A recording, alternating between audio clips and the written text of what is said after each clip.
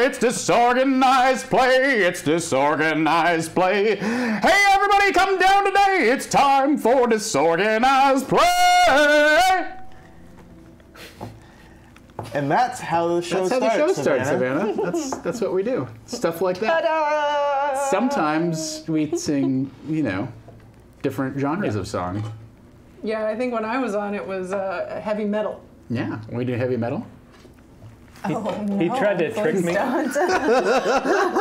tried to trick me once by like fading the music in, but I watched him do it, like fading the music down and like turning our mics on. Yes. But he actually forgot to turn our mics on. I forgot to unmute it. Oh, yeah. For like the first 2 minutes. I did a really great Dave Matthews Band that day too. I was so pissed that they didn't get to hear it. Oh, hey everyone, welcome to Disorganized Play. I am your host and an air dungeon master.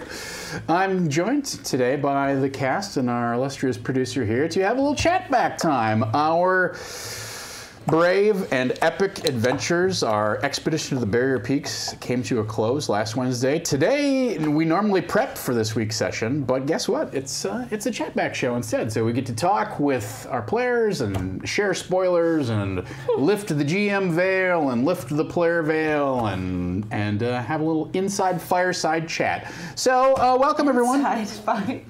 Inside fire. Yeah, inside fire. You don't want to have an outside fire. If there's an earthquake, you use a little like a little striker thing to just start a fire inside. These are fat nuts.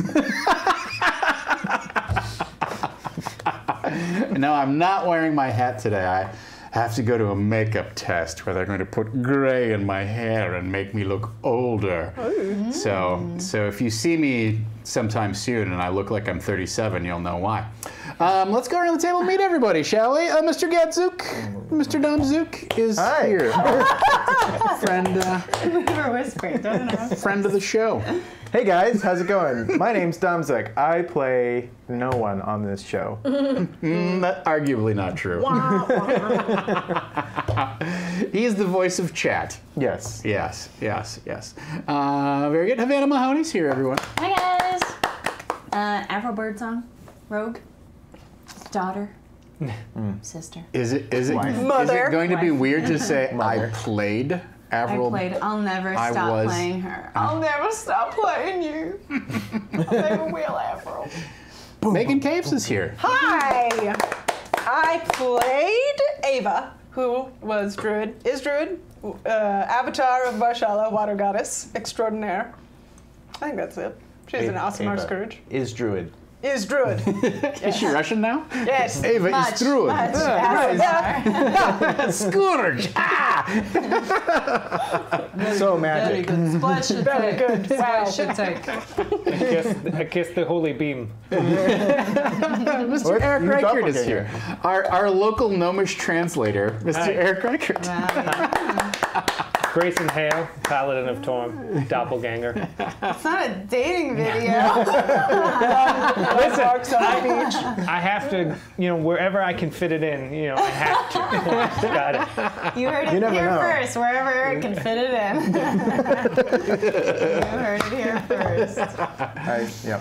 Thanks, Farquaad. So we had a few questions that were submitted to us via our Google Forms, but then also we will obviously take chat's questions here live in the studio, as it were.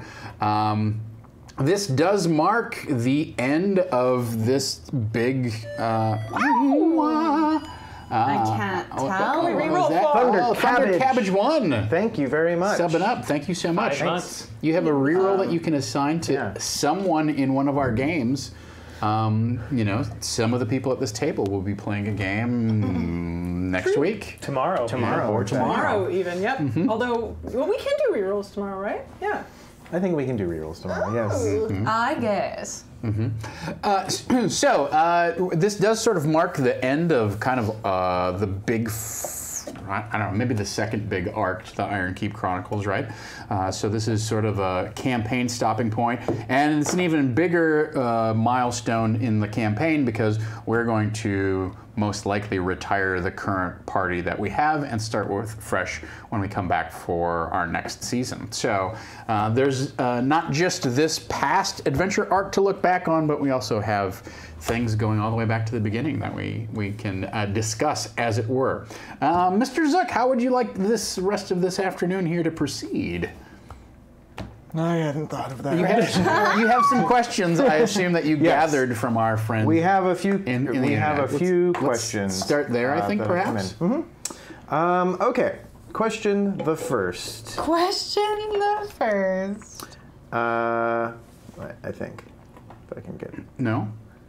I'm just making sure I can get all of these. Yes. Oh, that's the summary. Okay. Individual. All right. Here we go. Question the first. To everyone, this is from BSB Care. BSB! Including me. What was your favorite reveal / discovery / surprise of the season, either to experience or to watch? We'll start with Eric. I mean, I'm going to be selfish on this because when it came out that Grayson was a doppelganger, because that was a surprise to everyone, including me, because I'd only discussed that with Tom a bit, and we hadn't decided on anything for sure, and I was not expecting that at all to happen. It was also something that we had discussed, like, oh, maybe in the future, like, we'll kind of lay some groundwork. Yeah, I was like, I don't want to, like, we're wrapping up Amy's storyline, I don't want to push it, and, you know, all that stuff, and then it's like, oh, by the way, Grayson's a doppelganger now. You're like, what the fuck? That was fun. Megan, do you have a favorite reveal? I mean, honestly, along those lines, more so because it was playing off of you being a doppelganger, it was kind of fun to be like, oh, Ava could be considered an energy doppelganger. And it was, I don't know, it was fun to kind of, I don't know, annoy you guys characters with that. What I liked about that is, like, it all, like, made sense once you realize, like, oh, that explains all of her druidic abilities and whatnot. Yeah, that was a spin that occurred to me that I was like, oh, well, it really fits in nicely. Yeah, I thought that was fun. I'm trying to think if I have the thing. Just to reinforce, Eric and I had talked about his doppelganger moment, and I didn't think that, like, that night I was going to drop that on the table. So it was like kind of a high wire act for me to go, oh, I think I'm going to bring this up, and I think it's just going to happen, and there it is. And everybody kind of went, what? And it was entirely his. I remember, like, after a show once, he was like, hey, what do you think about, like, how do you feel about Grayson? And I was like, you know, we were talking about it. He's like, what do you think if Grayson's a doppelganger? Yeah. And that was all inspired by Havana's game, right? Like, her one-shot that she ran. That was not something that it was really one of those, like, moments that evolved as opposed to something that was like, let's make a list of secrets and then we're going to, like, burn through them through the course of the campaign. And that was fun. I don't know, I'm going to think about it some more. Do you have a favorite moment? Oh man, when that closet was full of shit and rats, that was so crazy. You would have thought, and I almost died. Yeah. But I don't know. The doppelganger thing was really crazy. I don't know. I think that was really it kind of forced us to look at Grayson in this new way and, like, kind of go back and look at his previous behavior and re-envision, like, how we were perceiving it or how we were justifying it or things like that. I just thought it was really interesting. That for sure. The just, like, appearance of Ava was very, like, magical and really changed, I think, like, the dynamic of our party. Like, she was this kind of light where we're all, like, kind of, I mean, Grayson is, like, a paladin and he's very positive, but he's very straight and narrow, right? And Ava and, you know, Thon and I are kind of like serious shitheads or whatever. So it was like having Ava come in and be this, like, bright, bubbly, like, new energy, I think really shook things up. And just how she came to be was very, I think, mystically beyond anything we had kind of come up against too. So, and learning how to like navigate the world with this being with us was really, I don't know, it changed the whole dynamic, which I think was, I don't know, what's a bigger reveal than that? Right. I could have spent like the first 3 or 4 sessions after Megan joined, like with us just running around trying different foods and like. It was so fun. It was so fun. It was fun. Getting her drunk for the first time, like even though she's like an hour old. Like, it was really fun. Yeah, those are what you some do fun with scenes. Yeah. Yeah. Sure, And why not? of course, finding Avril's parents was really big for me. Yeah. I felt like I always felt that coming, but it was one of those things where it was like once a month I was like, this is it. We're gonna find them, and then it'd be somebody else, or it'd be a different situation. It'd be somebody who was just Someone had else's parents. Well, just like someone with a halfling accent. But Yeah. I was like I forget her name, but the NPC who was like Yeah, right. who was a part of the Harpers. Was it like, was it Victoria, or it was, I don't remember exactly, what, Veronica? But I remember you just introduced her, and like the way, I mean, obviously she had the accent and the way she carried herself and all that. Like I was just like. Yeah. Instantly, you know, and it's something I feel like, you know, I personally, and Avril in character was always kind of like, even though she was acting tough and above it, like it was always something she was kind of had this little tinge of hope for, and anything that kind of stuck out to her in that way was just really like jarring. And so when it actually happened, it was kind of just like overwhelming and didn't know how to actually deal with it because there's been so many false starts for her. Yeah, I think there was the opportunity for a fork in the story where she was somehow raised by your parents, right? Like that was sort of Yeah.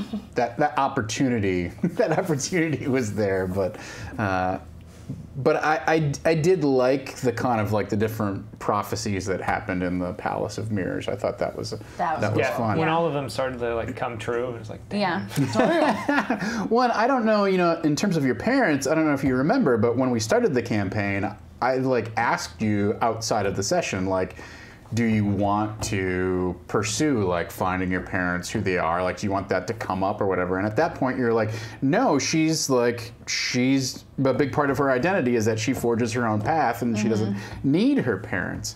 So Well, I and kind of that I let bitterness- off of that. Well, you know? that bitterness too of just like, from her perspective, they just abandoned her. Yeah. You know, because like it was shown in the story, it was like they thought they were going out for like a day jaunt, Right. and then just didn't come back for years, and didn't even think they were gone that long. So it was like, to them, and it was like, oh, we're gonna go do this quick thing, Yeah. and then we'll be back. It'll be fine. Yeah. So they just like didn't explain or say anything. You know, it's just like they left one day and didn't come back, and it's like, well, why would I give a shit? Right. You know, like if they don't want to be here with me or take care of me or love me, then I'll take care of my fucking Right. self. Yeah. To me, that was like, I guess it was a reveal, and that was one of the more interesting turns in Expedition of the Buried Peaks, is when you confront them and they're like, what do you mean we've been gone for, 15 years or whatever? It's been 10 days. Yeah. And all of a sudden that has huge implications, not only for them, but like for you and your past and you and your immediate present. Like, oh shit, like when we're on this ship, like every day is 10 years. Like that's not good, or whatever. Yeah. So, Dom, did you have a favorite reveal turn that? I mean, I this was earlier, but I did like when Thon brought his dad into the book. Yeah, that was amazing, right? Wrap that up, did we? Gaurav is working today, so we Yeah. unfortunately cannot have I him mean, here live. if we defeated Xanathar, we probably got Yeah. the potion back to free him from the Well, we had the prison. potion already. We Yeah. just didn't do the. I thought Thun like agreed to give it to him as collateral or something. I think we. I remember getting pissed at him.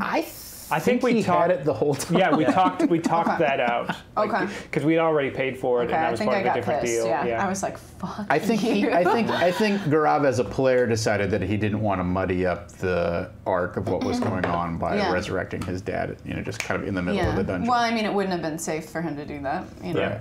who Yeah. knows what I was- state.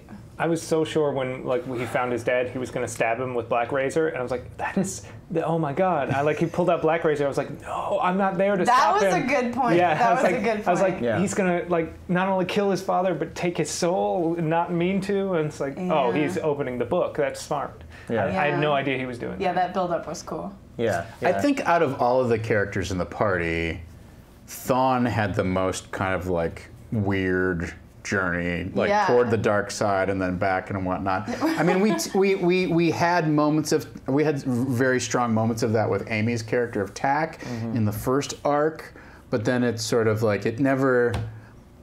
I don't think it went as deep as it did with Thawne, right? Well, because I mean, Tack was inherently corrupted at birth, essentially, whereas like Thawne was corrupted through his own doings, because it was like Tack and him both agreed to the vampires wish thing, which was he did in full, like with his full capability, full normal, like lawful good him decided to make a deal with a vampire, and then that led him down a very dark path. Yeah. God damn. Yeah.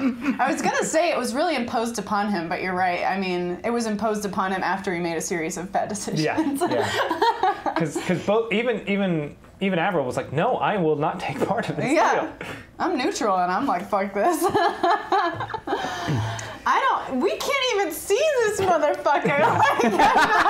She's agreeing to anything. You're just in this dark room, just talking into this dark void.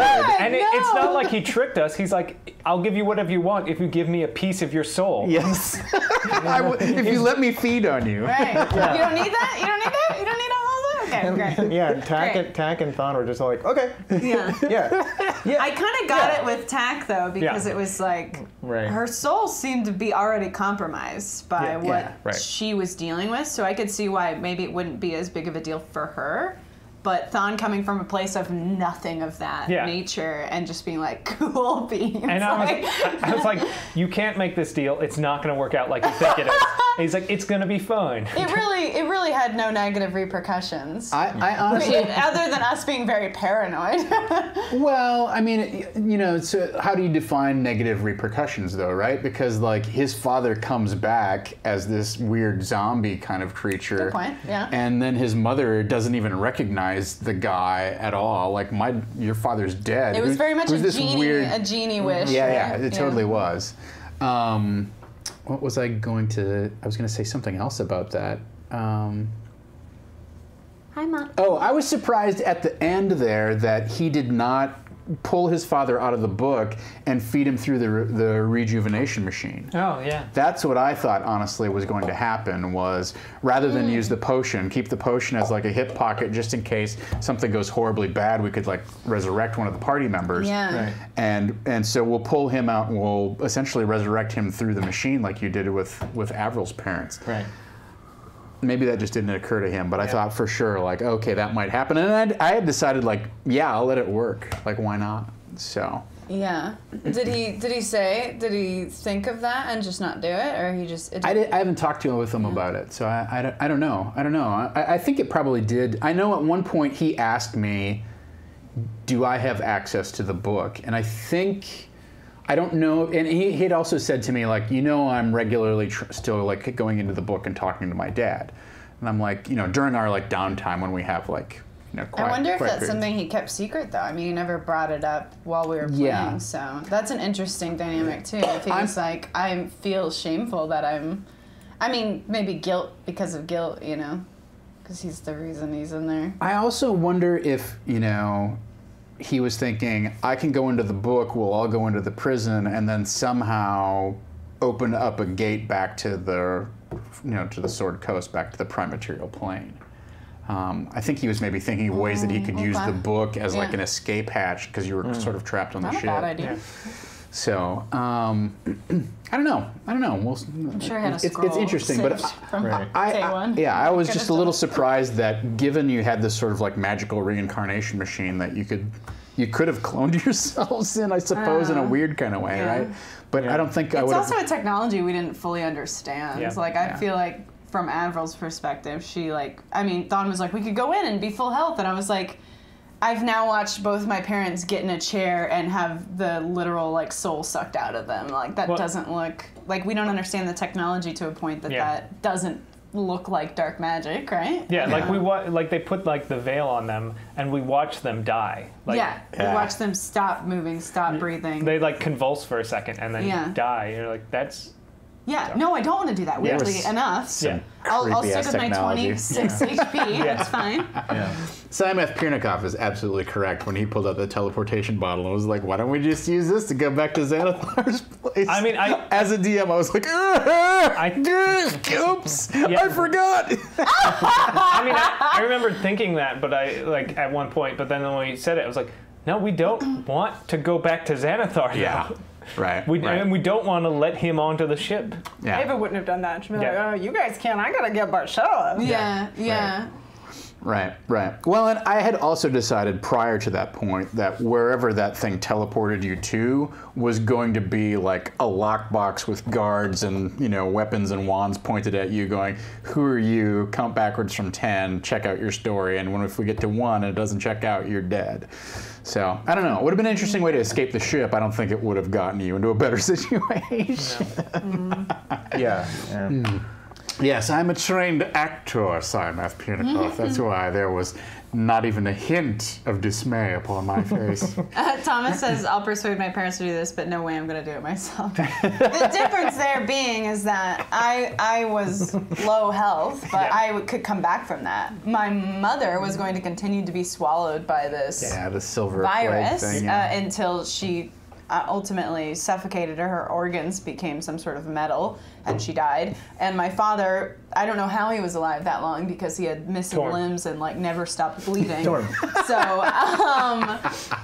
that's the difference, Thomas, is is it and that's probably when people deal with dark magic is a lot of players are like, well, how badly do I need this to happen? And that's the way I was trying to think about the technology, because from our perspective, there's no other way to really, Oh, I think it would have been very easy to open a door onto the next arc of the campaign, which is the cloned people are not right somehow. Yeah. Right? I mean, I hate that. No! You could have. I'm not saying that that's what it is. But I was very close to stepping to the machine, but if that doppelganger wasn't basically dying, and Grayson would have done it himself, but he was I could don't see that trust happening, this. and I was just like, I was like, I don't. He doesn't want to do this. Yeah. But if there were no other option, he would have done it.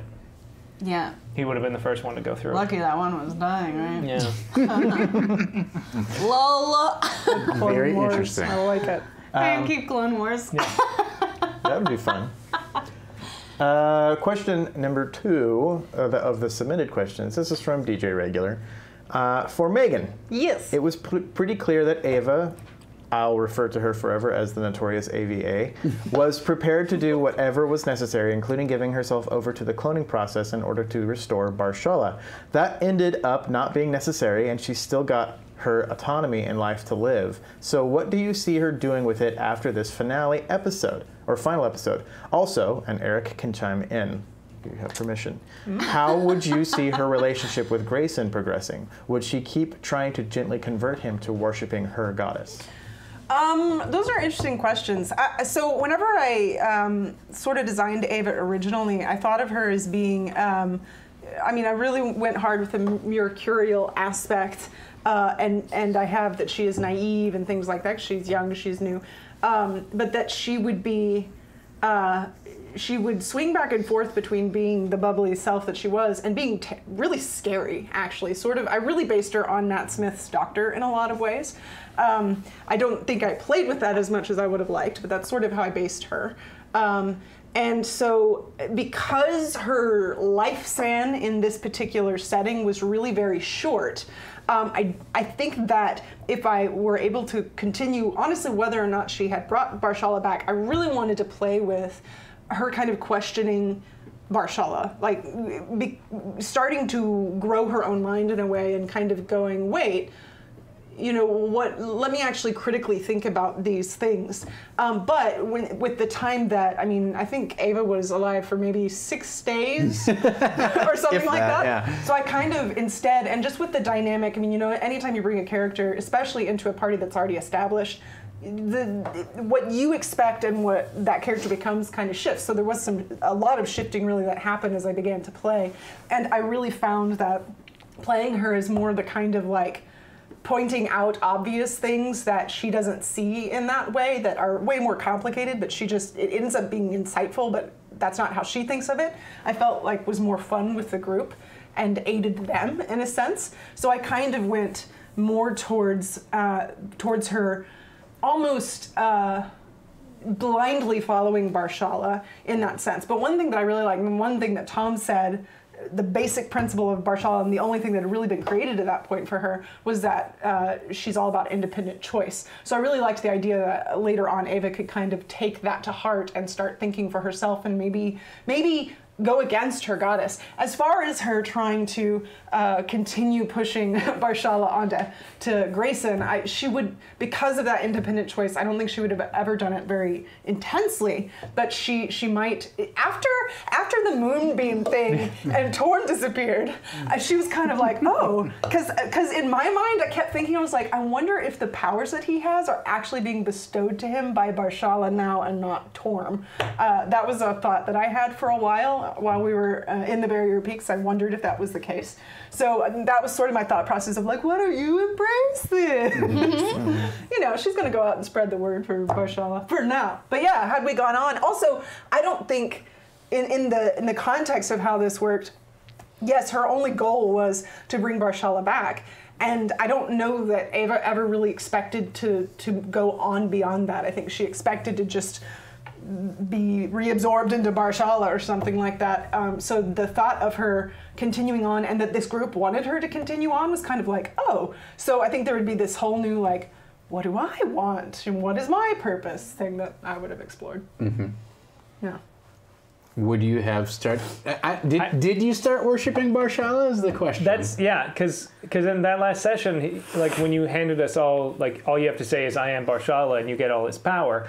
I think he started to come around a bit, because I mean part of the thing about at least the Forgotten Realms version of Torm is that he's not against the other gods. He's fine with people worshiping other gods and working with the people that worship other gods. But I do see Grayson. I think it would be a challenge for him because clearly Torm left him while he was in the Barrier Peaks. He actively tried to take his power back from him and did not speak to him, whereas Barshala was always there and helpful, and he watched, and he knows now the truth of the gods, which is also hard to deal with. Mm-hmm. He's seen that the gods aren't gods, they're just beings that know more than he does, and that's something he would have to grapple with. And I think the idea of somebody who's into choice is because he's always tried to choose to be a good person, because it's definitely not in his nature, mm-hmm. and the nature of his mm-hmm. people. So I can see him swinging that way a little bit. So just to raise the kind of the curtain on the DM screen here a little bit, in my mind, what was happening is that Barshala was the only divine being in this pocket dimension where you were, and so she was giving you your power refreshes, but it wasn't like she was projecting her voice onto you when she was doing that, or that you had to invoke her. It's just that she was, the only divine power that's available to tap into is her divine power, right? Which is kind of weird. I thought that might be the case. Yeah, I figured. I mean, yeah, I know. Meta-wise, that was the case, but mm-hmm. right. But I think that's not how Grayson felt about it. Because certainly, I knew that Torm hadn't abandoned Grayson, but Grayson certainly, the second it's radiant lights took away his human face, and he's slowly losing his power. Mm-hmm. That was directly after he had been using his psychic abilities and lying to his friends. Mm-hmm. It was good timing. Yeah.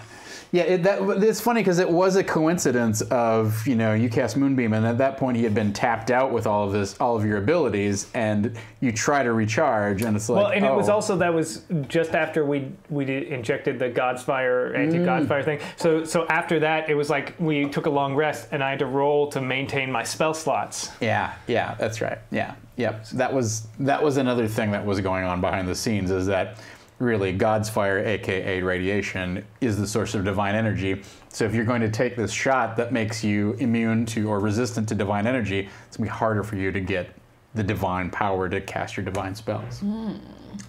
Go ahead. Oh, I was just going to say, Matku has a question. Yes. How did Grayson handle the doppelgangers and their claims of what a doppelganger is? I think because he's never known what he was or why they are. But I think a lot of this, everything he's learned here, he's trying to take in stride, but it's, certainly changed the fabric of his reality a lot. Like the fact that every god that we know, and even the devils, we're just people on this ship, that magic is just whatever technology they have. It's something, I don't think it changes who he is, because he will still be a good person, but it does affect the way he perceives that, and the idea that his entire race of beings is essentially a mistake of science. Other than Master Tommen, if you could play any NPC introduced by Tom, who would it be? Starting with... It can't be Master Tommen. Why'd you look at me? NPC. What was the kobold's name? Meepo? Meepo. I guess. No, you mean Wugget? Meepo. I would play Wugget. No, fuck. He's probably dead. Fuck Wugget. Get kisses. I bet Wugget's dead. Is that what it is? It's a person? Wugget it's is a kobold. person, Yeah. Yes, Yeah, kobold. Yeah, or I think he was a goblin, wasn't he? Goblin. Yeah, it was a goblin. Mm-hmm. Yeah. Oh, Something. yeah. The origin They were behind trading that, goblins to kobolds. behind that whole thing, there was a ledger that explained like who was trading what for what, and so it was in order. They were all trading in order to get basically those like this steroid energy drink kind of thing, right? And so the goblin who was in charge of dispensing this stuff kept a ledger of who was coming to him, what they were offering, and how much he gave them in trade, right?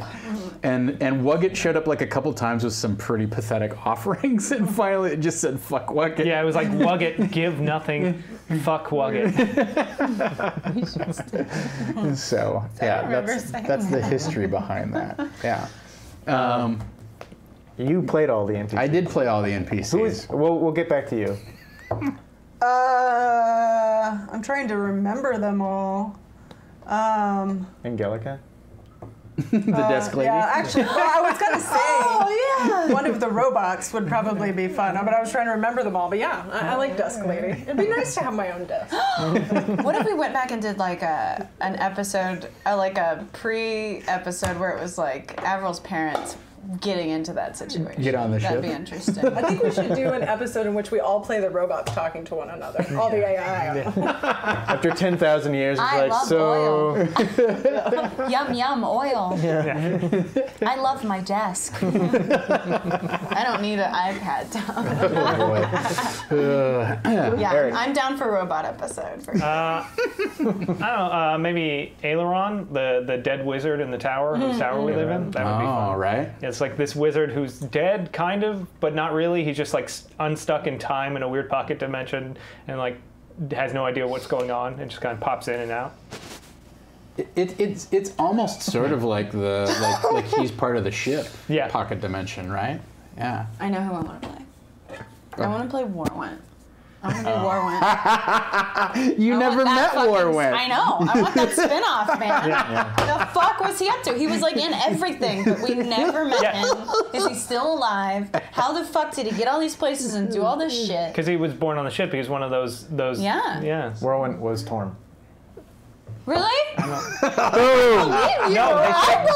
No, they specifically said he was a different guy. Torm was there first, and then Torm left, and then Warwent took over.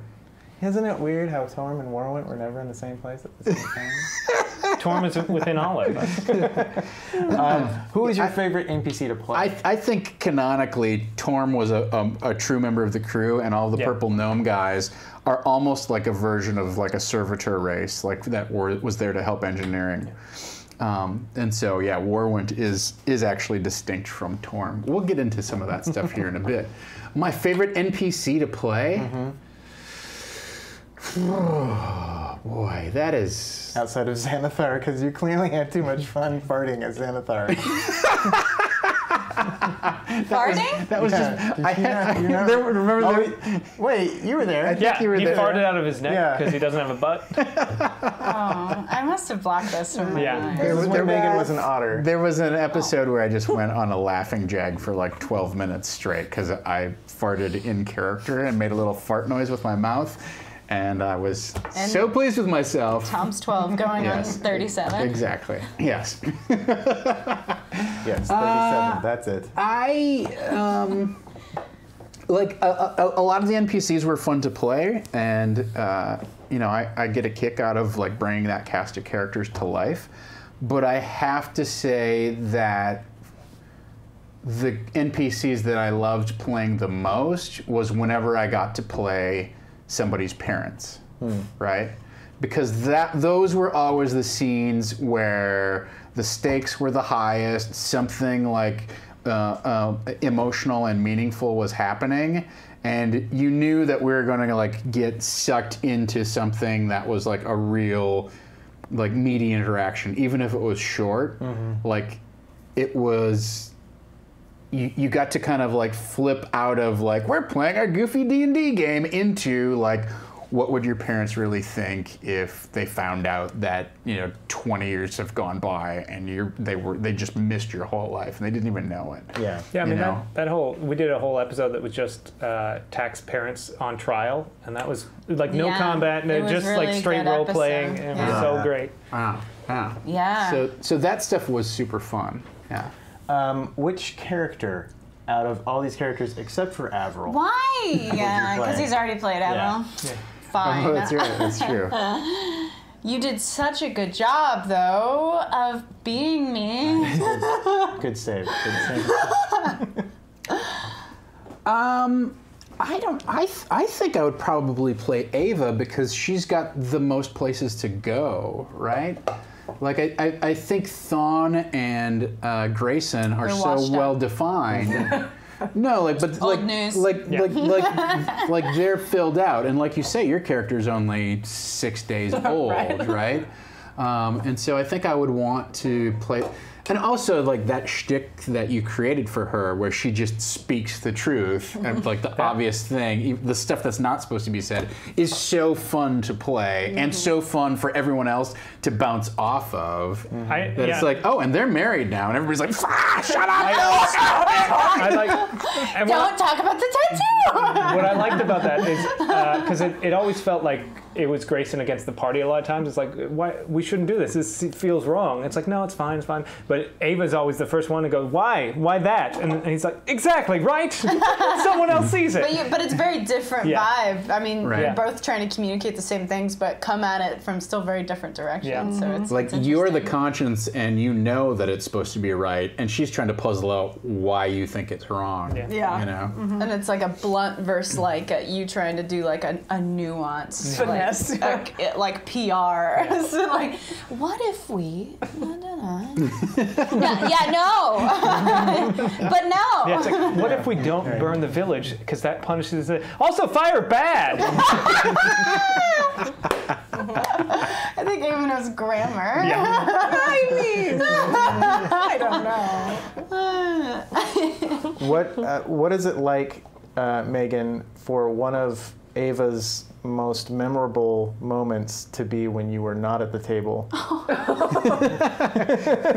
were that baby I don't know, I otter. wasn't here. Yeah, I was watching some of that. I don't know. It's funny. It's there's a whole otter somewhere over there Yeah. now. Right? Yeah. Oh, it was good too that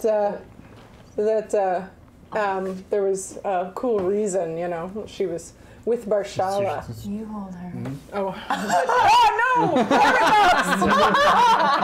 no! Just saying. That's one thing I always really like about the show is when someone can't make it. Just the ways that Tom invents for them not to be there have gotten really interesting. Like there's that whole episode where Havana couldn't be there, so it's like, oh, she got taken and put in the book, and then this paladin walks out, and it's like, well, obviously Grayson's lost his fucking mind because they just stole his sister. So I'm just completely unhinged, like just destroying everything in my path. Like it's like I got to go this way. This door's locked, so I'm gonna beat it with my sword until it opens.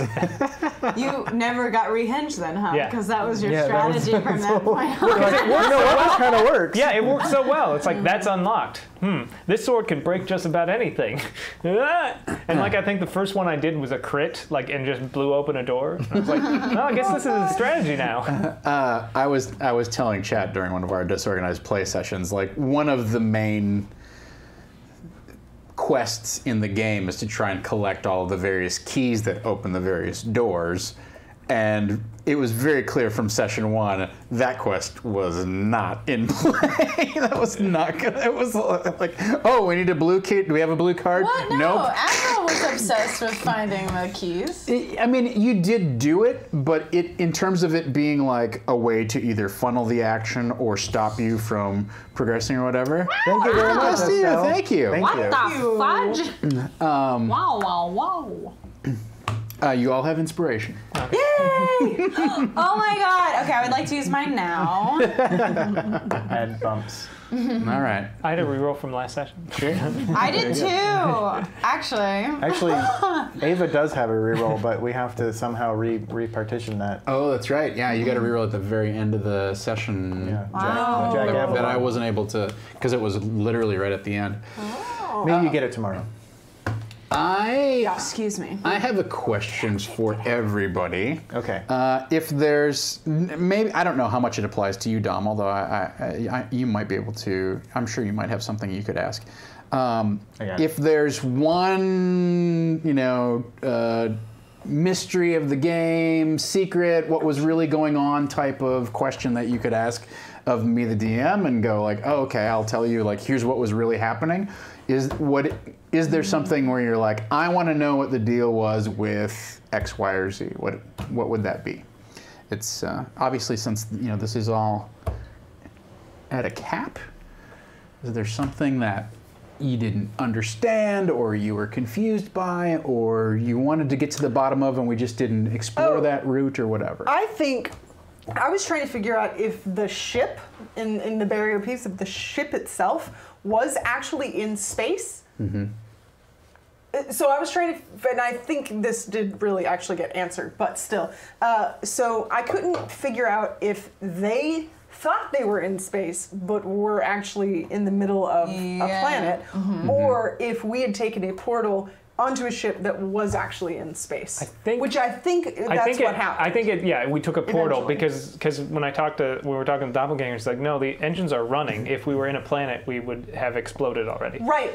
Or I wasn't sure if somehow the ship had moved into some sort of like time bubble.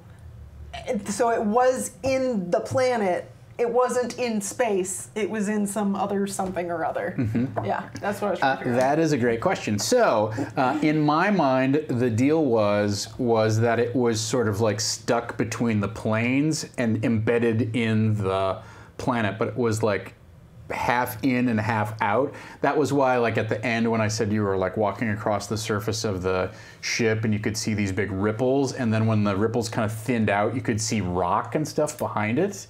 That's because if you got outside of the transwarp field, you would actually be inside the mountain. And if you remember, when you were approaching the mountain where the cave was located, there were two things. There were all these dimensional portals that were popping up. Well, that was because the interference of it being stuck was creating these dimensional gateways that were unstable. But then on top of it, I don't know if you remember, there were all of these geysers and things like that.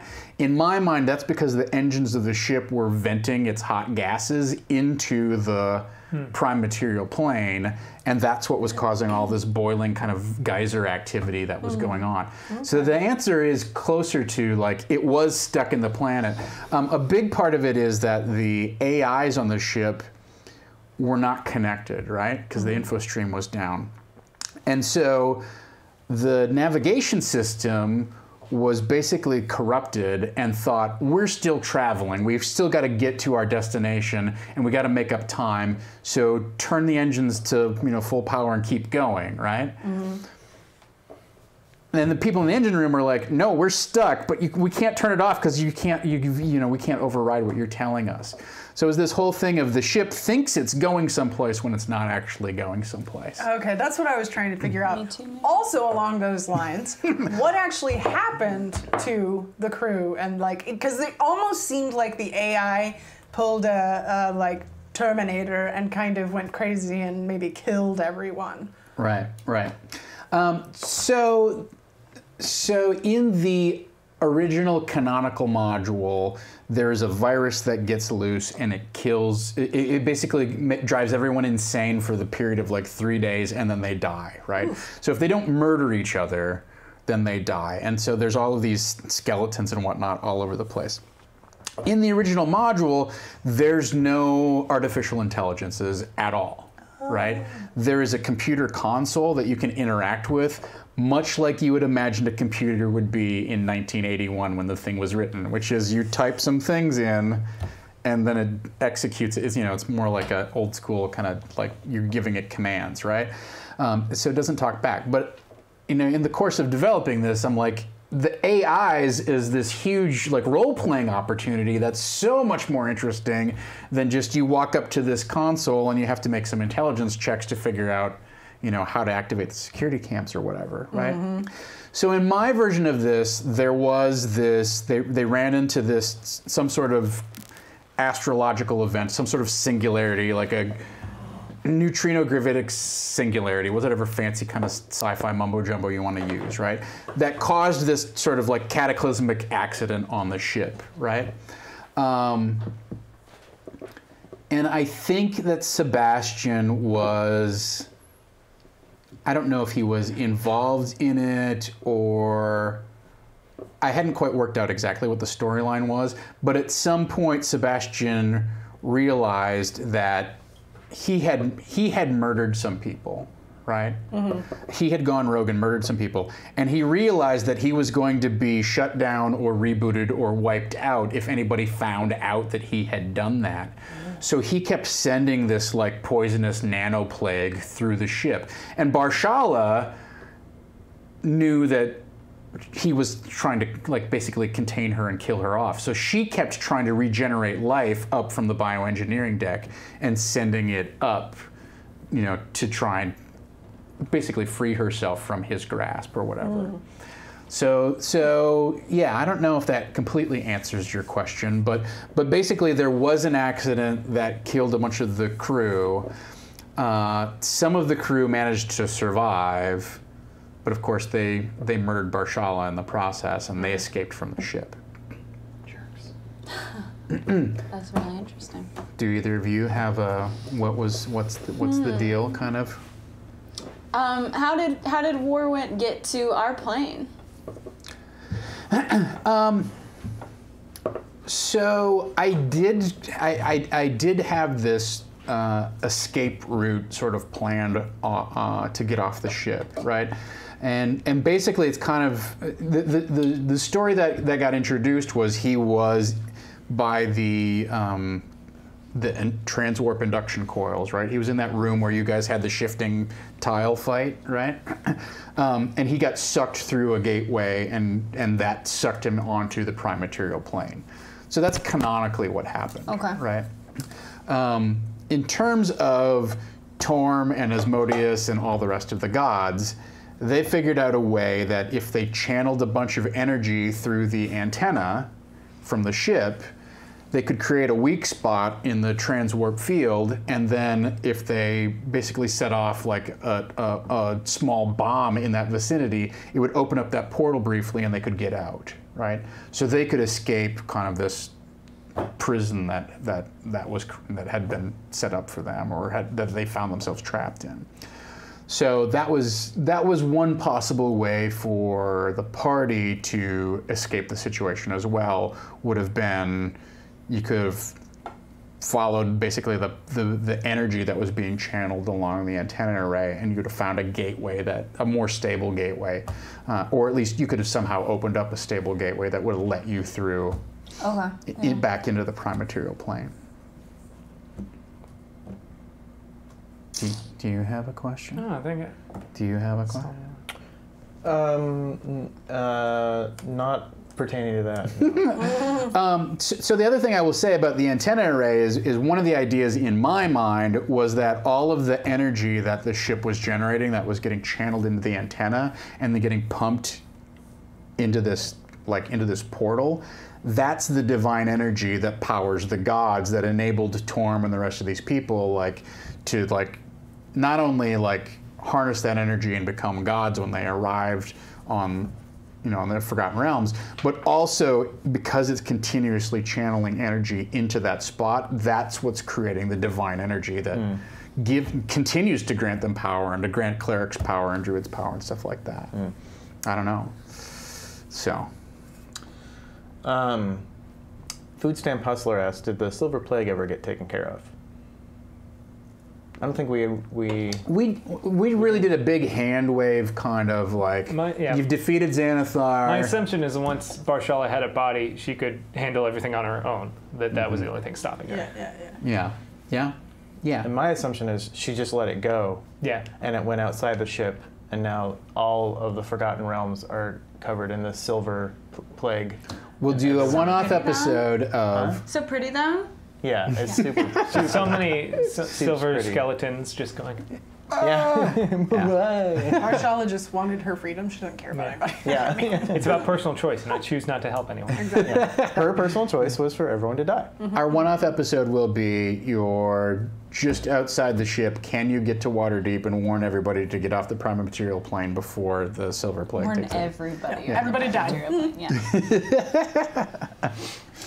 Yeah. What piece of gear, this is from BSB Care, what piece of gear did your character have that you really wish you remembered about or had a chance to use? Well,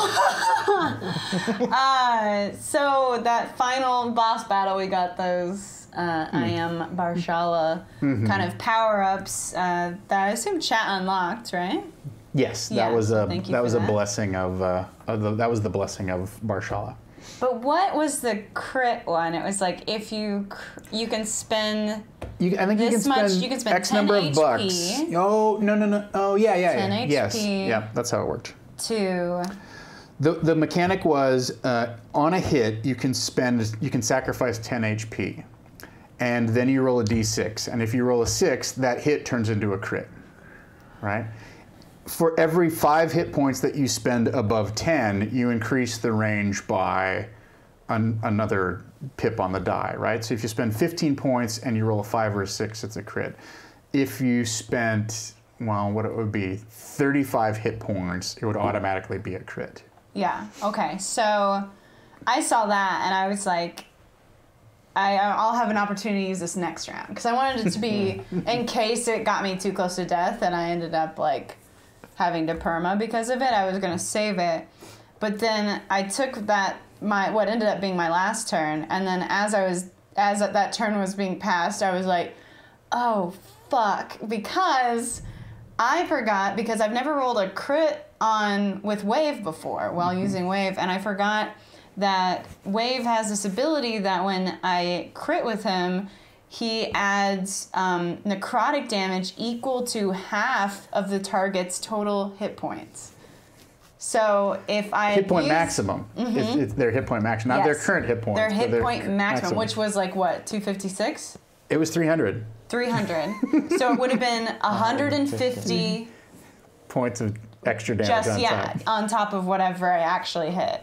And so it would have been basically a fucking KO. You could have just animated yeah, it would have just been a slow-mo Wave driving himself straight through Xanathar's heart or something. So I was really disappointed that I forgot about that because I knew you forgot about that. Oh yeah. And it would have just been no idea. The look on your face when I was and I do 175 points of damage.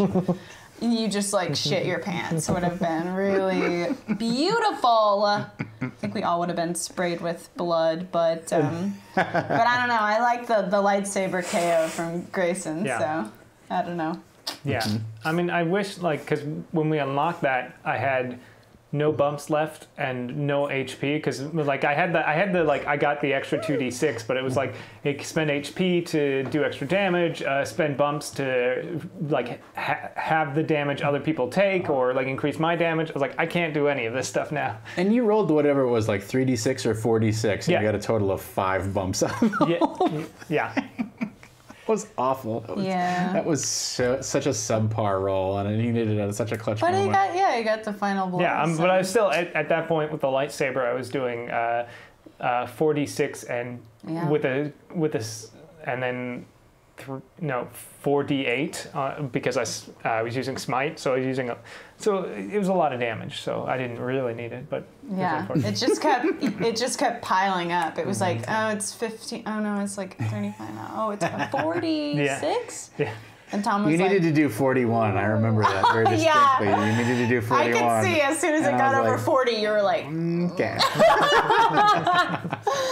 This is great. Did you have a piece of equipment or an item or? I don't know if I had something? equipment, but along the same lines when the I Am Barshala thing happened, I was in the water elemental form, so I had 117 hit points at that point. And I took 50 or 61 damage from something, and then after that I was like, oh, I could have taken half of that with the Barshala thing. I forget what I could have used 3 bumps and taken half of it, and I didn't realize. I was like, well, I still have 53 hit points, and normally I had 45, so I felt like I was doing pretty well.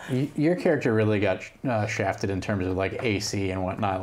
Being armor class 12 was rough. Well, I never bought armor for her, so that was part of the problem. Yeah, that's why she had. You didn't have a lot of time to go shopping. And you were playing more of a caster than. I had bark skin, but I hated that it had a concentration aspect, and I was like, I don't know why. I picked all of her spells based on water, so I don't know that she was optimized. I much prefer, I don't really like doing optimize, I much prefer going thematic, but in gameplay, sometimes she was a little weak. Yeah, I don't know, having a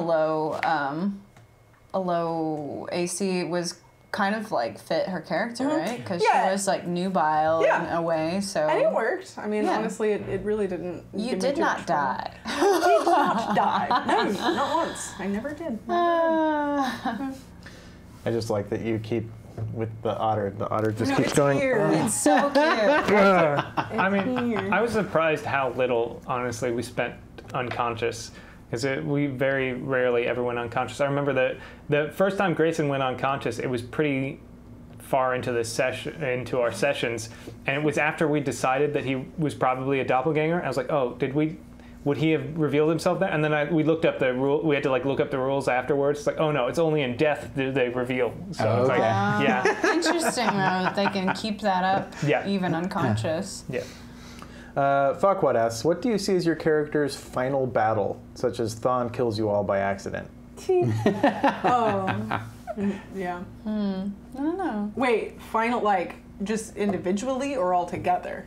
I guess it could be either way. Yeah, let's say individually. What would be the ultimate for you, that character? What would you like your character to end up doing or be remembered for?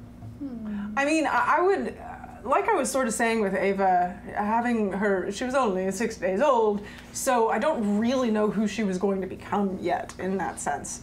But I imagine, sort of like I said, I would see her go on a path of questioning her origin, essentially, and her sort of blind belief. And I don't know, in story structure, it'd definitely be interesting to see her question this and rebel and do these crazy things and then maybe come back around and either choose herself to follow Barshala or choose to not. And then, I don't know, I could see her sort of becoming some wise sage type person and going out and trying to save people in the world somehow. And so maybe she dies in some grand battle of saving, she saves this town or whatever, but then she dies in the process. She sacrifices herself or something. I could see. Yeah. Why is And then she becomes an otter. No, just the otter. Just the otter's like, oh God, Megan, no. What, you ding dong? Why'd you sacrifice yourself? I like Simon. He's like, she drowns. That's what she does. Oh, that'd be ironic. Yeah, Barshalla gets pissed that you question her, and then she takes away your water breathing without telling you. No, I'm at the bottom of the ocean. Oh, yipes. Yipes. Shala. She does seem like maybe she'll get a little salty. Yeah. I think Salt water. smart. No.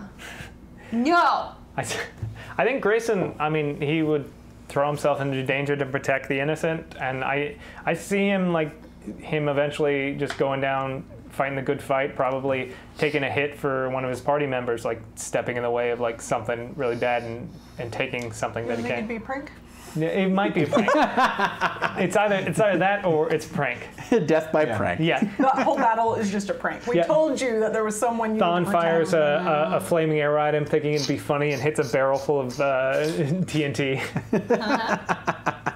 Oh, man. Garav says it's final battle for Thon, him versus Gingy, 1v1, no spells, slappers only, big head mode. Yeah. What a fucking nerd.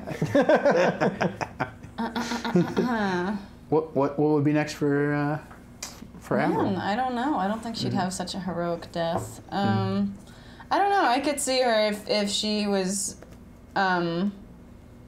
less distracted by the adventures we had been going through. She might try to rise in the ranks of the Thieves Guild, and that could kind of, that can always come back around to haunt you. Do you think she would take some time off from adventuring and kind of reconcile or catch up with her parents?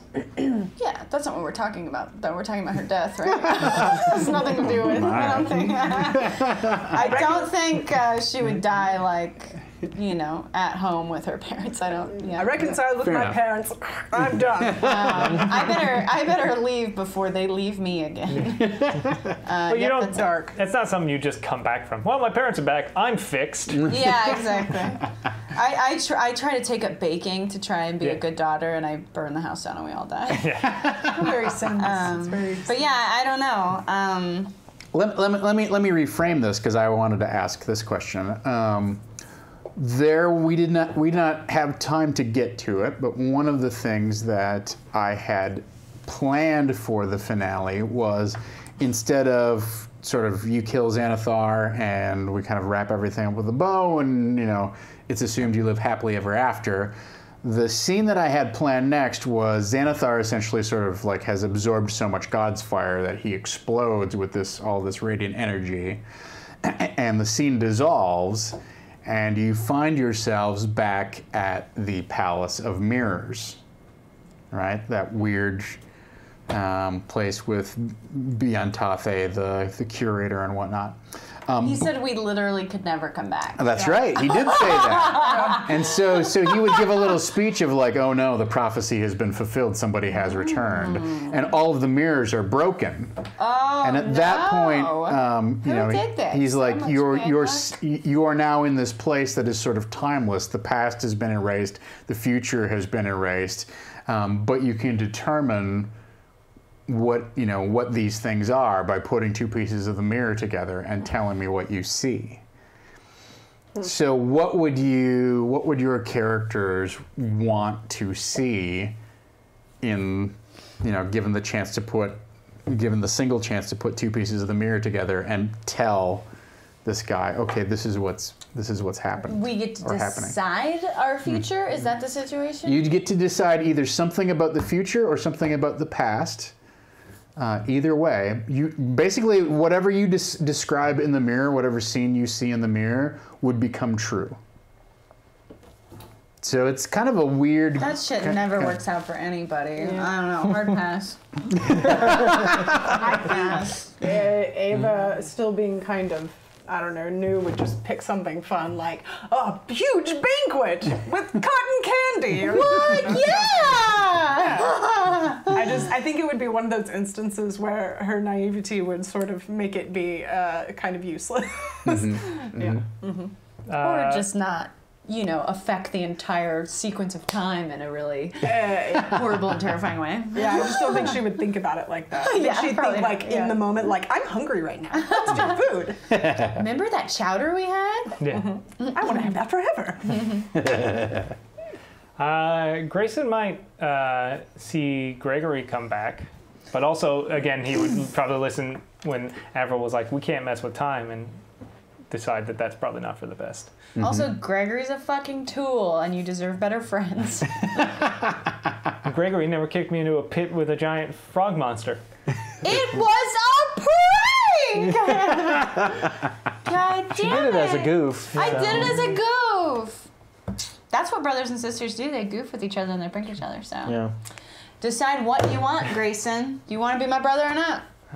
Apparently I'm not. You keep telling me. Well, now that I have my parents back, who knows? Maybe I'm into family now. I have to second Garav's opinion. Ugh, Gregory. Gregory was a tool. Gregory was a tool. Yeah, but he was someone... Gregory was secretly married to Grayson? No. He just couldn't save him. You know, the mayor's son. He's the only character I think that Grayson hasn't been able to save that I can think of off the top of my head. Yeah, interesting question. All right. Let's ask the standard exit interview kind of thing of like, what would you change about the campaign? What's one thing that you would have more of, less of, whatever. You're in the DM's chair. Don't look at me ever again. Wow. That counts, peripheral counts. I'm not gonna go first. I refuse. I think I wish I pushed more role playing for my character, because I think especially in the early days I was very timid against, like, I didn't want to like throw my storyline in there, and I let everyone else take over, and I feel like I've gotten better about that, but I feel like I should have pushed more of Grayson into the actual story and not just be like the goody two shoes guy for a while until I switched him over to Redemption, and then we started talking about doing the doppelganger thing. He didn't have a character at all. Although I think, yeah, I'm not necessarily here to like defend all the choices and whatnot, but I think we had sort of like 3 major character-based arcs that went through, and the first one was very heavily based, and then when we got to Waterdeep, it turned into Thawne and Black Razor and how that was going to shake out, and then over the course of Barrier Peaks, it really became very heavily of like, am I a doppelganger, am I a human kind of thing for Grayson. I don't know, that got kind of muddy. That also means that sort of your arcs got kind of shortchanged, right? I mean, I definitely think I would sort of agree with what you're saying. I would like to, like I said, I feel like I stayed fairly surface with Ava and didn't get down into as much of like the darkness. Some of that was my own trying to figure out how to do that, and then some of it, sort of like I was saying, is you're one player at a table, so there, you know, yes, you should jump in to some degree and be like, no, this is my time, but at the same time, you don't want to take over. So that balance can be difficult sometimes, and I think that I would have liked to have gotten. She kind of stayed.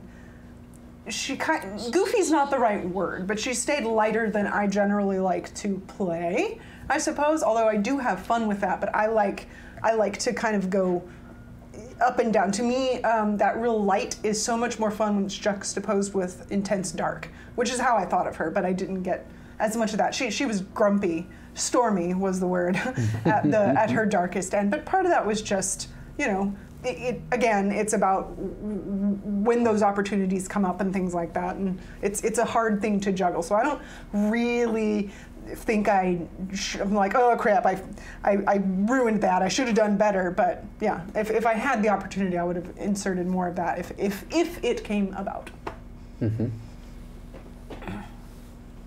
Don't look at her. No, okay. No, you can't. Dom, what's one thing you would change about my DMing? I'll put you in that chair. seat. Had a seat. Grow a better beard, you know, and like.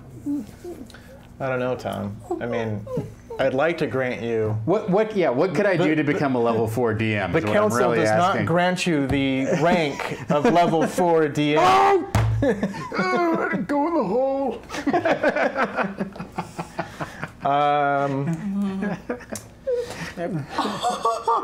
She's drunk. Did you just kill your otter? She didn't lay on the floor. She just ran into the leg of the table. Oh, so she's Face definitely dead. Yeah. This is a stuffed animal, you guys. It's not. She is all of our best friends. Yeah, you have to go on a spirit quest for level 4. I don't know. I suppose like I think the only thing that there was always like there was such good like character interactions, and then there were great like mechanical things, and I always wanted more character beats. I felt like, and there were moments where I wanted more from that, but you know, because it's like when we got tastes of it always, I was like, I want more of this, right? Yeah, because it really felt. I really connected with everyone. Like you were saying, like when you got to play someone's parents, like that was always. I feel like we after like the first big arc with Amy, I feel like we lost some of that, like the big RP like sessions, like we didn't do that nearly as much. Well, I think it was also really difficult with this not system. Oh yeah, with Barry module? Peak. With module. Yeah. Just because it's so much. It's right. It's just like Yeah. troves and troves of information, and the map is fucking bottomless, and there's So you know many all encounters these that we AIs, skip over. so many. Yeah. So it's like, and I feel like we were rushing to finish it. You know what I mean? Like like that last episode, I felt like we were rushing to finish it the whole time, but it was still like a 6-hour fucking session. Right. You know. Yes. So with that much going on, it's a lot harder to find those beats. Whereas like when we were doing that first arc with Amy, it was pretty open. Yeah. It wasn't as much information. It was like a couple dungeons that we were going through slowly because we had the space to take those beats. And we had kind of like a good thing where like we started we'd start a dungeon and have some role playing, and then after it we'd have a session or two of basically just role playing sessions before and so I think it changed when we switched away from Tales of the Yawning Portal. Yeah. I think like what you guys were saying. I think we had more time maybe to explore those, but we had set a specific season length for Expedition, Right. That didn't give us as much room to play with everything that we had played with before. But I also felt like it. You know, we were able to get through a lot more. And kind of crunch stuff and condense things, but yeah.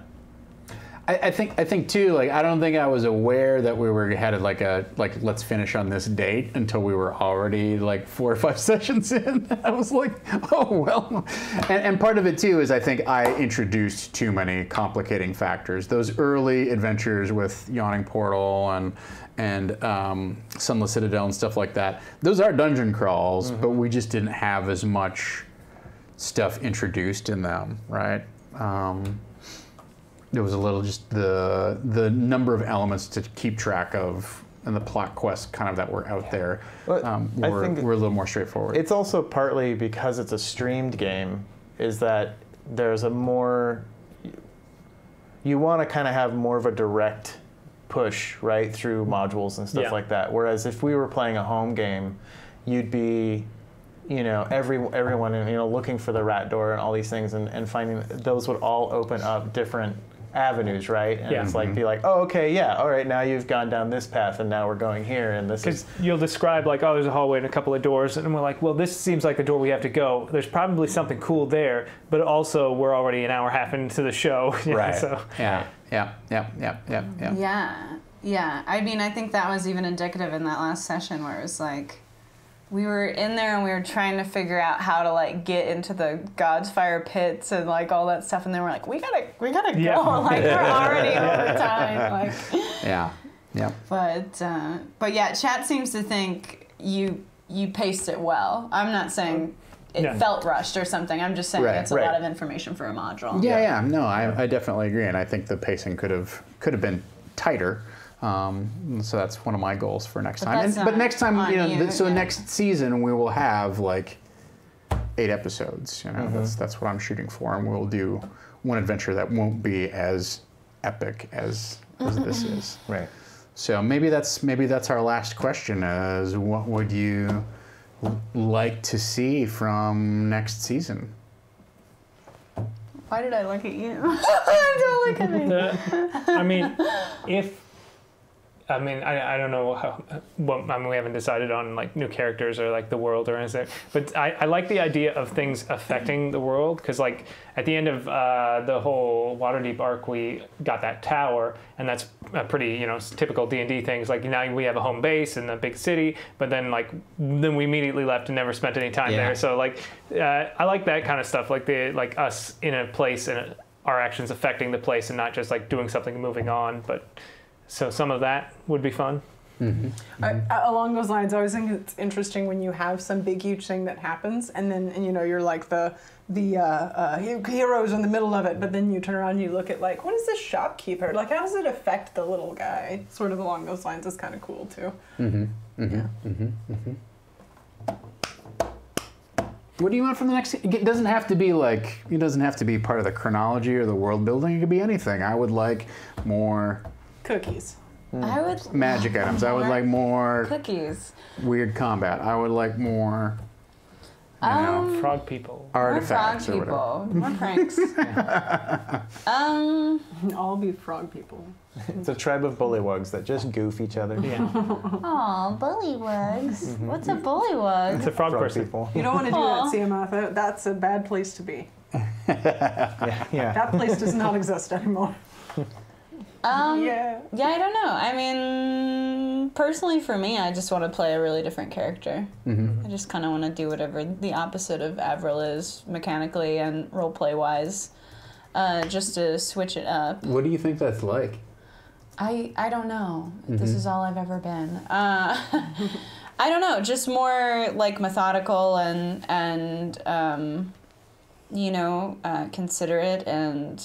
So you mean the opposite in terms of like character traits? You don't necessarily. I mean everything. I mean mechanically, I'd like to play like a caster. I'd like to have like a soft little body and I don't know, perceive the world in a really different way. Gameplay wise, I always want more RP. I always want it. I don't want to. I'm never gonna stop like goofing off because I'm incapable, but but I do really enjoy role playing and the challenges and the story that brings and the inspiration that I can have for, you know, either people at this table, the GMs, the viewers. But yeah, I don't know. I love. I'm excited to get back to high fantasy. I liked the module, but I'm honestly not a huge like sci-fi person. Oh, okay. So this was a bit harder for me to chew than like a regular dungeon crawl. I once recommended a sci-fi movie. She punched me in the goddamn face. Yeah, I said, get the fuck out. Wow. Never Which speak movie to did me you again. recommend though? Was it really bad? Star Wars. Oh no, that's not a good movie. Yeah, I was like, have you seen Star Wars? And she punched me. I punched you in the face. You should have recommended Mac and Me. Yeah. That would have been a good one. So I don't know. I'm excited to get back into like some classic, or I don't know what you have planned, but hypothetically some more kind of classic high fantasy settings like that. Not that I didn't like the module or anything. No, It's just like the things I get really excited about is like like some straight up Sword and sorcery. magic, sword and sorcery. Yeah, I get and I crazy think for that shit. that's, you know, the opportunity of bringing things kind of to a closing point and then starting something else is to go, well, what's a different direction that we can walk on? Not necessarily that it's a reflection back on what you've done, but it's another avenue to explore. Dom, do you have anything that you want to see from the next More Next season? Ironkeep. What is the Ironkeep? What is the Ironkeep? What's that all about? Yeah, I thought we'd like explored it already. Like we went to those like 4 rooms, and we're like, "This is the Ironkeep," and he's like, "No, it's much bigger." I was like, "What?" I thought we did it. Well, if you remember, there were like the 9 Lords of the Ironkeep back when we first started. You would like draw cards for who they were, and you went through the door of one of them. Yeah. So there's 8 more doors out there somehow. Whatever that means. Last question. Yes. Are people who are coming back to this for the next season, are you going to take the array, standard array, or are you going to let Tom roll your stats again? Oh yeah, roll stats. I normally do array, but I might roll stats. Who knows? I just think it adds a dynamic Yeah. nature to your character that the standard array is not going to ever give you. Like, it's okay to be, like Megan was saying, like, building a character to be a character rather than to be, like, the best fighter I ever always- built. Like, my favorite character is one that was entirely, like, so suboptimal for his class, but for role-playing was perfect. yeah, I think a lot of people got kind of like backseat gamey when I first made Avril because I put all of her stats in not stereotypical rogue places. Like, I wanted her to be really agile, and I wanted her to be strong, and I wanted like her rogue abilities to come from her ability to, like, you know, get around anywhere and on top of anything and you know, just like do flips and shit. And that was like part of her persona and part of the way she went about it in the unique way. And so I built it to the character, and a lot of people were like, well, you didn't give her any intelligence and now she can't perceive things. And I'm like, yeah, okay, I know, I made her, like, but, and yeah, she can't like go in a room and be a great detective, but that's not who she is. And it never was, and it was never going to be. So it didn't make sense to build her like that. She was built to ride chickens. She was built to ride chickens. She was built to do a backflip onto a dragon statue that triggered some sort of catastrophic event. Yeah. You know, she was built to Open do shit crazy closet. shit. You know, and sneak around, and she was good at it, and it fit her character, and yeah, I mean, it's frustrating rolling like checks that you put your dump stats in and being like, well, fuck, but it's also like, but it leads to great RP, and failures aren't really failures in terms of like gameplay and role playing, because it's like it's creating this event that wasn't anticipated, or is branching the story in this new direction because it didn't work out the way you want to, or is forcing you to investigate other avenues for the success because that one didn't work. Like, it's like rolling a 1 isn't always a bad thing, and having a dump stat and an intelligence isn't always a bad thing for a myriad of reasons. So for that reason, I would always prefer you to roll it, just because it's going to come up with more dynamic numbers and thus inspire more dynamic characters. Well, I expect we'll have some sort of session 0 or something like that, and maybe we'll roll those stats then. Maybe we'll have some sort of outside stream for that or whatever. I'm not sure. It's a good question, but we have come to the end of our time. So let's go around the table and see what's up for everybody in the immediate future, not just in the far-flung future of whenever season 3 starts. So. Hey guys, you can always follow me on the Instagram and Twitter, mostly shit, or mostly Eric on Twitch. And tomorrow at 8 p.m., I will be on the Endless Realms, which is a little one-off that we are doing, which these two can explain more about. Megan Caves. Hi. Yes, you can find me on Twitter at Megan Caves, MEGHANCAVES. And yes, I will also be on the Endless Realms thing tomorrow, which is a Kickstarter. It's a different RPG. I mean, Dom probably does know the most here. We'll just pass it along. But yeah, that's going to be interesting. It's going to be you, me, Dom, and Jordan Caves Callerman playing in that with a guest GM, which will be interesting. We're trying something new. But yeah, you can find me on that. And then after that, I'm going to be in the Grav's show that he is GMing. And Dom is also in that. And Jesse Hendricks and Tyler is on that. Tyler Rhodes. And it is D&D, and it's called "It's Always Cloudy in Barovia," right? Yes, it's going to be fun. Yeah, I want to. This is great- great. I didn't hear This is it. a great. I thought it was. It's always sunny in Barovia. No, it's always always cloudy. Cloudy in Barovia. Barovia. There's a great trailer. Graf put a great trailer Yeah, together. apparently for it's that. after the events of Curse of Strahd 2, Oh, which he is said interesting. that. Okay, yeah, it's in the quite a bit in the future from that. So we're gonna see what happens. Yeah, It's a 3-episode mini arc it's 3 episodes. Yeah, 3 episode mini campaign starts next Wednesday. next Wednesday. Yeah, and then other than that, I don't know. Wildcards will be back on May 11th, Fridays for season 4. Savage World show that Dom and I are in, and Gaurav and Jordan. Yeah, and you can catch me on my podcast with Jordan Caves Callerman and Gaurav. It's Experience Pointers, and we talk about GM stuff and RPG stuff. You can find us on Twitter at EXPPointersPod, and Tom was on the episode that came out today, actually, so you can check that Was out. it today? Or that's kind of coming out next week. I believe it was today. Last week it came out for Patreon. Today it came out for everybody, I think. Double check that, though, because I could be nuts. Either way, if you want to hear me give my pointers about how to do character voices at the table, subscribe to Experience Pointers or join the Patreon or both is what I recommend. Havana Mahoney. Oh, hello. You can follow me over on my Twitch channel. Don't look at me. You can follow me over on my Twitch channel, which is Vanna_Rama, VANA_RAMA, and I'm over there 6 days a week doing variety games, and recently I've been doing a lot of GTRP, including playing a new cadet on the San Andreas State Police Force. So that's pretty crazy. You can check that out. I'm also on Twitter at Havanarama, HAVANARAMA.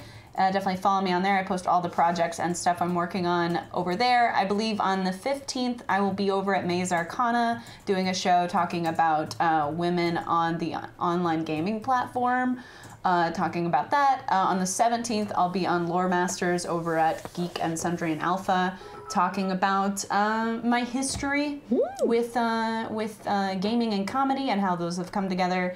And that is, May 1st, which is the soonest of the May events. I will be on a one-off of Fiasco with Amy Vorpahl, Jordan Pridgeon, and Eric Reichert. And Tyler Rhodes. That's right. And that is going to be super fun. We haven't decided on the theme yet, but there's a lot of good options. And that's going to be really, really fun. Right here, Saving Throw Show, 8 p.m. PST, May 1st. And that's all I have. Crow's Eye 153, thanks for the bits. Yes. Thank you. Mr. Zook, what would you like to promo here? Don't look at me. I'm looking at chat. Now you're looking at me.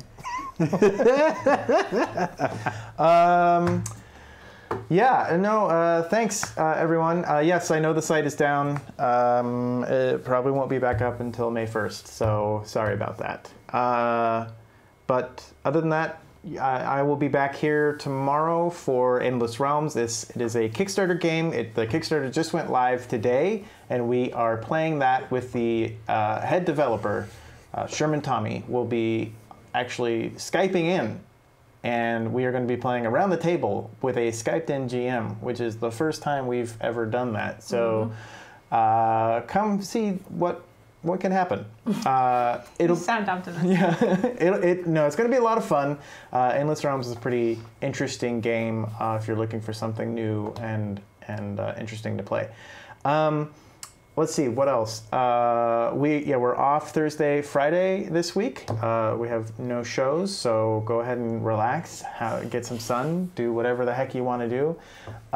Then we come back on Sunday with the start of a new Tempting Fate arc where Rick Budd will be running people through Lost, the RPG, using lasers and feelings. Wow, all right. Yeah. What are your 2 stats? Are they Plane Crash Survivor and Smoke Monster? Yeah, probably. Probably the tailies and the front end of the plane. Well, and also the others. Right. The others.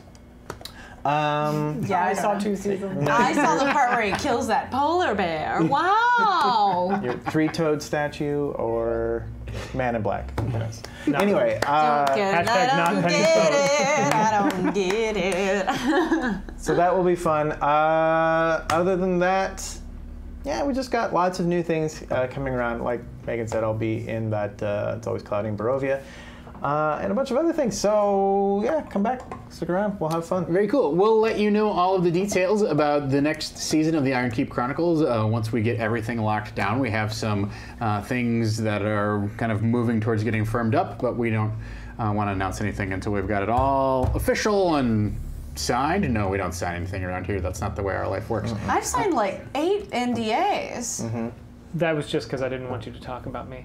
And it's worked. Too little, too late. Yeah, I can guarantee you for season 3, there will be a contract that says Havana has to be nice to Eric. So. I will not sign that. Good thing you don't have to. In the meantime, you can follow me at Dungeon Bastard. All of my RP-related stuff is there, and I'm sure I will be retweeting and announcing things that are going to be coming up in the Ironkeep Chronicles over there on the Twitter account. I want to thank all of our regulars, Flockwad, for all of his modding, all of our regulars who help keep the channel safe, friendly, clean, and accessible, as well as DJ Regular, our clip master extraordinaire. If you would like to continue the conversation that we've had here today, and it has been fun, you can go over to our Discord channel and join in there. We have an Ironkeep channel if you want to talk about the show, and we have a DisOrganized Play channel if you have more sort of like GM type of questions, issues you may be having in your home game or whatever. I try to check in there every couple of days, so you can do that as well.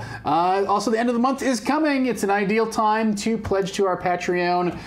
If you are so inclined, there are plenty of goodies, including early access to the Experience Pointers podcast and additional extra files that I, for instance, create for my game and whatnot. So check that out. This has been a fun discussion. I want to thank everybody who donated, everybody who spread the word, and I want to thank you all for being a part of it. Until next time, and who knows when that next time may be.